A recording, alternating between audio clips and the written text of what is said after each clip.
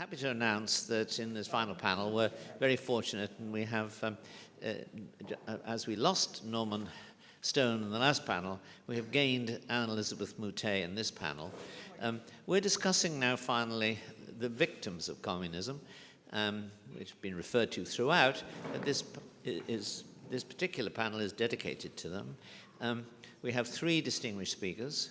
Elisabeth Moutet, a distinguished French journalist who, in addition to all the work she does in television and French journals, is also a columnist on the London Sunday Telegraph, and more broadly is someone who is generally read throughout the English-speaking world on French politics. So we're grateful that she could join us. She is going to be talking on the situation in France as related to the victims of communism, the discussions that occurred between left and right in a political culture that was still strongly influenced in the post-war world by Stalinism in a way that meant it was a very different debate to the debate over the victims of communism in the United States or Great Britain. And I'll therefore ask Elisabeth if she could begin with her paper, and then I've also asked all speakers to try to keep to 12 minutes. Well, replacing Norman Stone was not exactly either what I had in mind or believe what you will sort of make of it, but this is going to be a way of presenting the French attitude to not so much the victims of communism, because actually the expression itself is not so much used, as the neutrality, the sort of kind-eyed neutrality that too much of the intelligentsia adopts in that respect. And I will start by reading a poem, just one stanza, that's plenty, and I'll translate it on the hop afterwards. It is Ode à Staline. Staline, dans le cœur des hommes, sous sa forme mortelle, avec des cheveux gris, brûlant d'un feu sanguin dans la vigne des hommes, Staline récompense les meilleurs des hommes et rend à leurs travaux la vertu du plaisir, car travailler pour vivre est agir sur la vie, car la vie et les hommes ont élu Staline pour figurer sur terre, leurs espoirs sans bornes. This is, in English, it's an ode to Stalin. Stalin in the heart of men, in his mortal shape with grey hair, burning from a sanguine fire in the vineyards of men. Stalin rewards the best of men, and he gives to their work and labors the virtue of pleasure, because working for living is acting on life, because life and men have elected Stalin to embody on earth their boundless hopes. This is by arguably the best French poet of the second half of the 20th century, Paul Éluard, and that was written in 1951. And that shows you that some of the best intellectuals in France were also very stupid. But I would like, before we go back to that period and what's inherited now, I'd like to sort of make the point that in some ways, before the Soviet Union and before the actual established Third International, communism, some aspects of communism were established in France. And I mean by the French Revolution, I mean that French Revolution invents thought crime. They have such a thing as the Comité de Salut Public. You are encouraged to go and denounce your neighbors. If your neighbors are thinking the wrong thoughts, there is a police, you get arrested, you get decapitated. And just like the Soviet Revolution purged most of the actors of the October 1917 revolution, the French Revolution, of course, ate her own children. She decapitated Saint-Just, Desmoulins, Danton, and of course Robespierre and many others. And Lenin, when he was in exile, was reading, and when he arrived to power, was reading the writings of Robespierre as to how to organize a sort of well-policed state in which the ideas of communism could triumph against traitors. And I think that's a point that has to be made, because communism belongs, this notion that there's only one thought and then you need to control thought in order to not be defeated is something that's inherited from the French, that it gestates throughout Europe in the 19th century, and it comes to fruition again in 1917.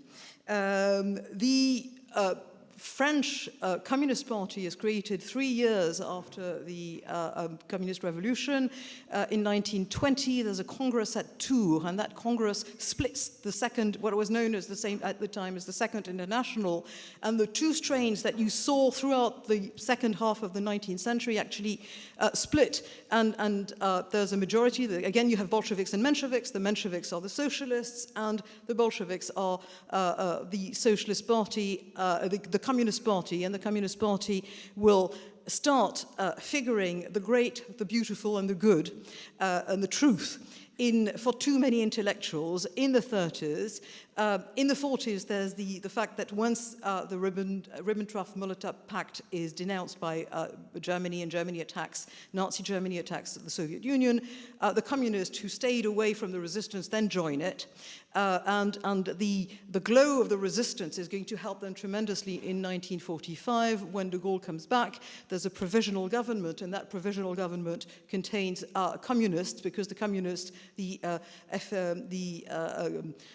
FFI and I'm forgetting the partisans of the communists, but basically the communists and the Gaullist resistance have this uneasy alliance in which they will create the government, and that's the way that de Gaulle will, and the provisional government will create what is known in France as the Ordonnance de 1945, and which are the equivalent in France of Beveridge's creation of the national health system and the country's welfare net.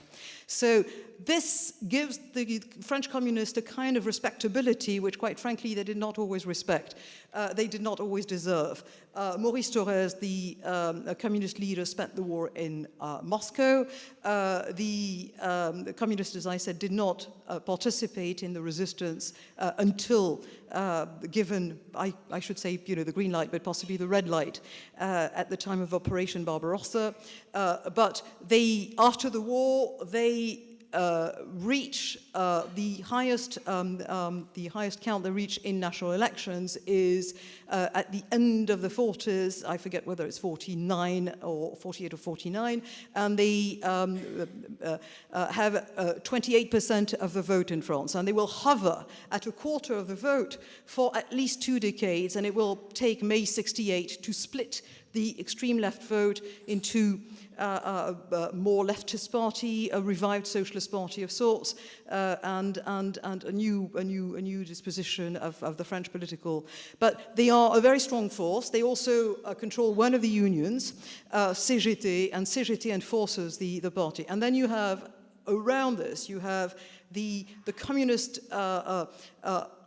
intellectual aura, and you have the fellow travelers, which are almost defined in France. Fellow travelers, communist fellow travelers exist everywhere, but they also, everybody knows the names of Jean-Paul Sartre, Aragon, Éluard, the poet whom I just read, Picasso,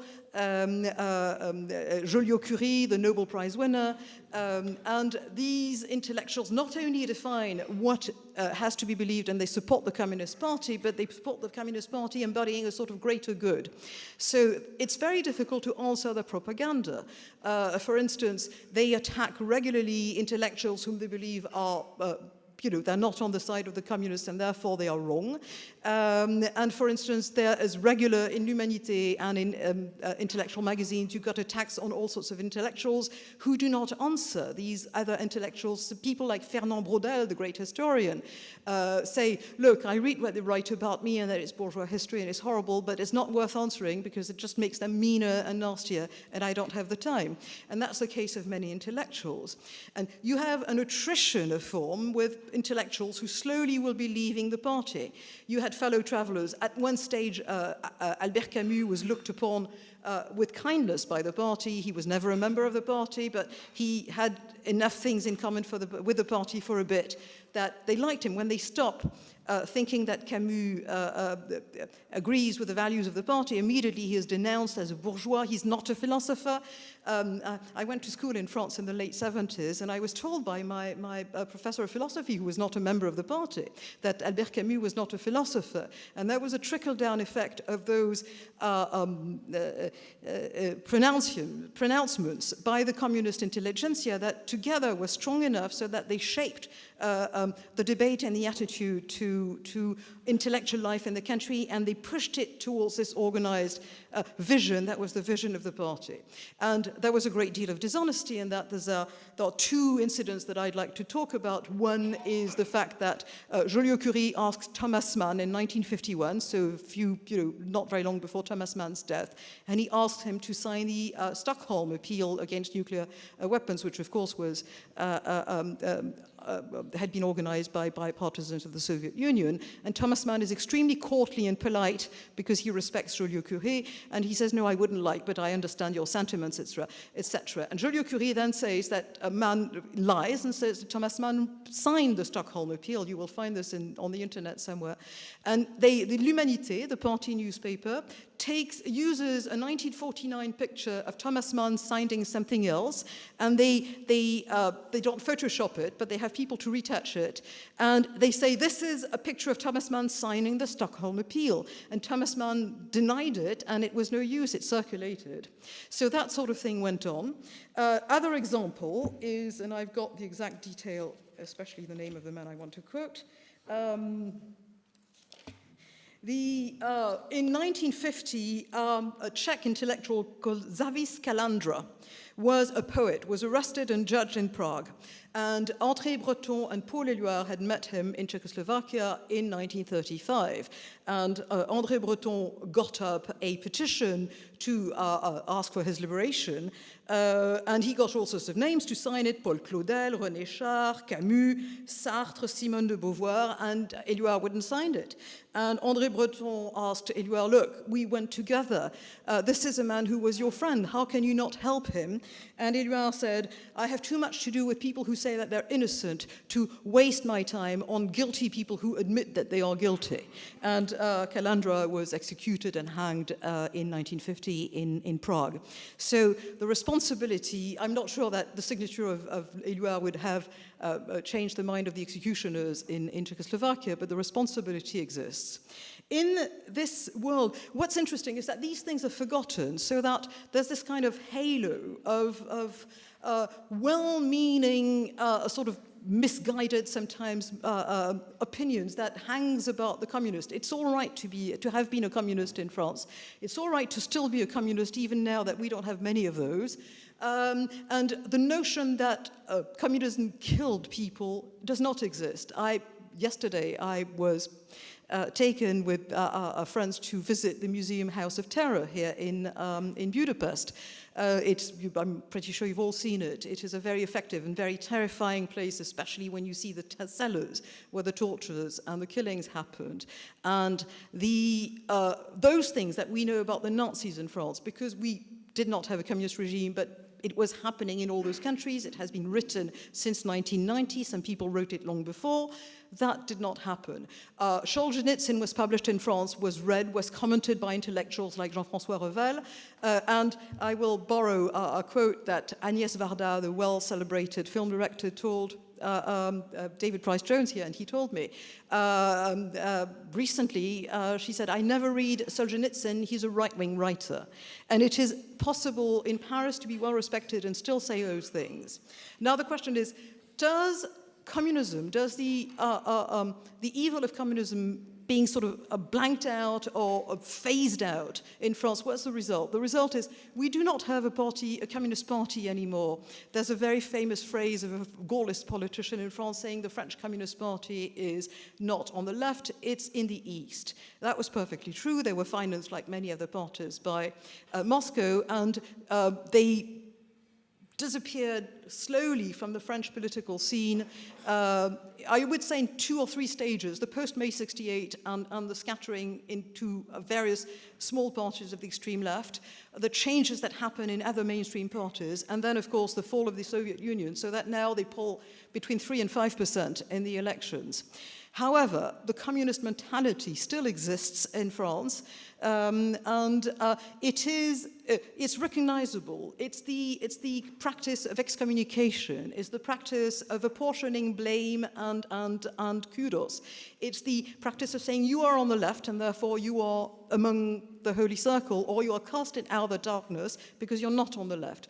Usually that happened within the left in itself. The socialists were worse possibly than the bourgeois opponents because they were not the right left, they were not on the right left, or they were not on the left. Anyway, they were in the shade, far away from the beneficial communist sun. This happens again, and this is done now, practiced in increased in areas by both the only remaining party in France right now on the left. After the Macron election, Macron destroyed and won from the democratic left and the democratic right. He crushed the French Republican Party. He crushed the French Parti Socialiste, which is a poor limp thing now. What remained would have been the Front National, but the Front National it's ineffectual, unprofessional, corrupt, and Marine Le Pen misperformed to such an extent in her debate against Macron that even people who would have voted for any candidate who would sort of stick it to the system decided that she was not the one, and they either voted for Macron or they abstained. And all that's left is a party on the extreme left, La France Insoumise, of Jean-Luc Mélenchon, which has all the characteristics, if not the name, of the old Communist Party. And what's interesting is that they needed to have a group in the National Assembly, so they decided to run together with the communists, and then they betrayed the communists once they saw that they could probably poll enough people, and the French Communist Party decided that, having given them safe seats, decided that they were never going to ally themselves again. But they are the ones who've got both speed and momentum. They have momentum with them. That's not a pun on English politics, but it's true. And what they do is exactly this. They encourage the vilification of intellectuals who are not of their side. They push various groups, the way the Communist Party supported Cuba, the way the Communist Party supported anti-colonialism, etc. You have Mélenchon's, one of Mélenchon's heroes is Maduro, the Venezuelan president, and was Chavez. They support, of course, the new anti-colonialist movement that explains every single fracture in French society by the harm of colonialism. They support a number of small parties and groups that are grouped into something called les indigènes de la République, which is essentially an ethnic movement, anti-white, anti-French, of people who have French nationality and say that they hate the country and that the country must pay and apologize for the sin of colonialism. And the grouping of extreme left movements, of ethnic movements, of intellectual movements that goes around the France Insoumise of Jean-Luc Mélenchon is having a huge appeal among the young, among people who have no memory, and among those voters who voted either for Marine Le Pen or for Jean-Luc Mélenchon, who are what I would call French equivalent of Trump voters. They are people who want the establishment out, and they will vote for somebody who has the right populist, demagogic discourse. And of course, there are things in common between the Front National and the France Insoumise, in that they're against Europe, they're against the EU, they're against the Euro, they're against America violently, they're against Israel. And so that is enough so that voters that are out of a job in the French Rust Belt will cross the line and go and vote for them. Now, do these people have a future? And everybody says, look, they have 17 MPs in a house with 669 MPs. They do not exist. This is not true. They have a future. They are the only voice of the left that you can hear today. Just like Jeremy Corbyn, the British Labour leader, was supposed to be completely unelectable. Jean-Luc Mélenchon is today seen as unelectable, but I foresee a rather unpleasant future in which Jeremy Corbyn will be Prime Minister of Great Britain, possibly Senator Elisabeth Warren will be President of the United States, and Jean-Luc Mélenchon could be President of France. It may happen tomorrow.